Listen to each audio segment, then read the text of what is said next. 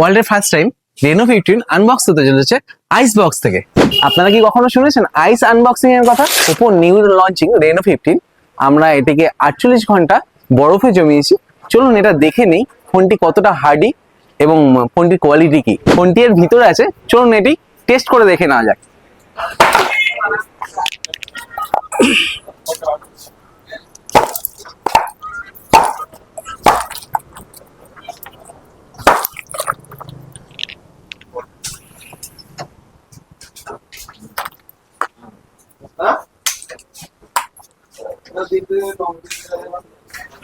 ফোনটি আমরা 48 ঘন্টা বরফে জমিয়ে রাখার পরেও ফোনটি একদম ওয়ার্কিং কন্ডিশনে আছে, দেখতেই পাচ্ছেন।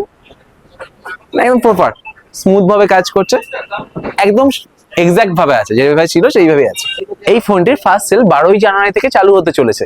আর এই ফোনটির ফার্স্ট সেল উপলক্ষে থাকছে ট্রলি ব্যাগ সমেত নন গিফট। আর যারা প্রিভিউ করছে তাদের জন্য থাকছে আরো স্পেশাল কিছু গিফট।